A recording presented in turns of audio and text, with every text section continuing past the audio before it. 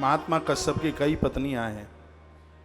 उनमें से दो विशेष हैं जिनका नाम पूरी दुनिया जानती है। एक का नाम है अदिति और दूसरी का नाम है दिति। अदिति वह है जिसने देवताओं को प्रकट किया, पैदा किया, और दिति वह है जिसके यहाँ दैत्य निशाचर पैदा हुए हैं। अदिति उस नारी को कहते हैं जो सबको अपना मानती है, और दिति उसको कहते हैं जो अपने को ही अपना मानती है और किसी को अपना नहीं मानती। सीधी सी बात है, सबको अपना मानोगे तो संतान देवताओं जैसी पैदा होगी, और जहाँ छीना झपटी होगी, ये मेरा है वो तुम्हारा है, वहाँ तो निशाचर वृत्ति ही पैदा हो जाएगी। ऋषि एक ही है जिसका नाम कश्यप है, जिन्होंने कश्मीर बसाई है, वो महात्मा कश्यप हैं। उनकी कई पत्नियां हैं, उन कई में से दो हैं। अदिति देवताओं की माँ और दिति दैत्यों की माँ। एक दिन की बात थी, दिति रोती रोती अपने पति के पास आई, आकर के रो करके बोली,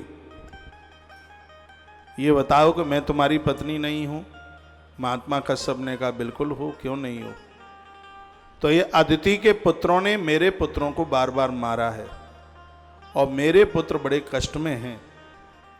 यहाँ तक कि मेरे दो पुत्रों को मार दिया गया, हिरण्याक्ष और हिरण्यकश्यप को अदिति के पुत्र विष्णु ने मारा। वह अदिति शिकायत करने लगी, कहा मेरे दोनों के दोनों पुत्रों को खत्म कर दिया गया। मैं अपनी छाती पर हाथ रख करके देखूं मुझे कितना कष्ट है। और वो अदिति का पुत्र है विष्णु, जिसने मेरे दोनों पुत्रों को मारा, हिरण्याक्ष और हिरण्यकश्यप को।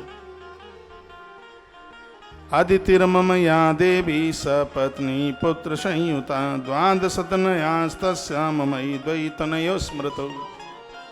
बोली, इसके तो 12 हैं, मेरे तो 2 ही थे, हिरण्याक्ष और हिरण्यकश्यप, और इसको बढ़िया नहीं लगा, मेरे दोनों बच्चों को मरवा दिया। तो मैं भी नहीं छोड़ूंगी, मैं भी एक ऐसे बच्चे को जन्म दूंगी सो इसके 12 पुत्रों को वो बच्चा मार डाले। मैं एक ऐसे बच्चे को पैदा करूंगी, ये बोली। तो महात्मा कश्यप ने क्या जवाब दिया? महात्मा कश्यप कहने लगे, अधर्म पक्षु तनयो तस्यान मृत्युम उपागतौ।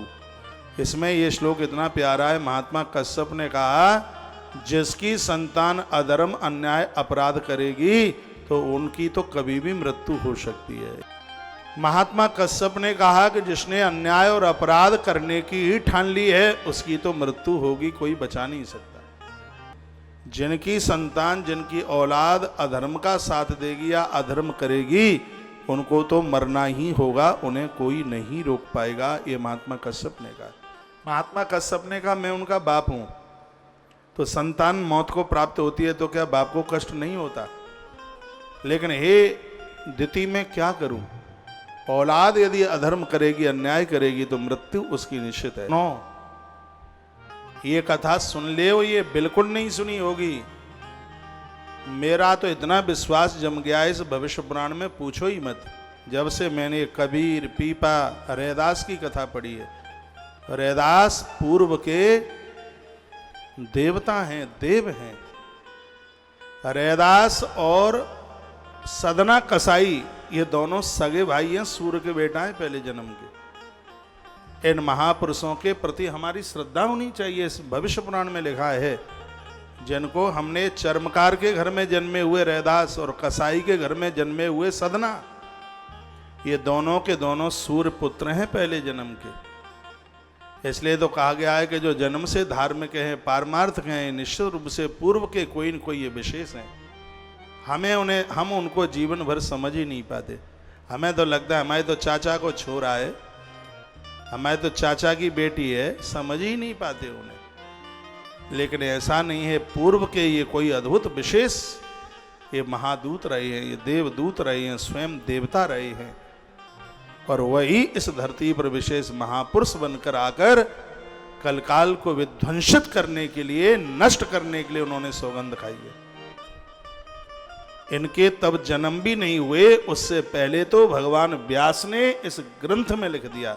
हमारी सनातन धर्म जैसी संस्कृति कहाँ मिलेगी? इनके जन्म भी नहीं हुए, उससे पहले तो नाम लिख दिए ग्रंथ में। तो इन कथाओं को हम बहुत विश्वास के साथ कथा को सुने और कथा में जिए। कथाओं ने जो संदेश हमें दिया है, ऐसी जिंदगी हम जिए।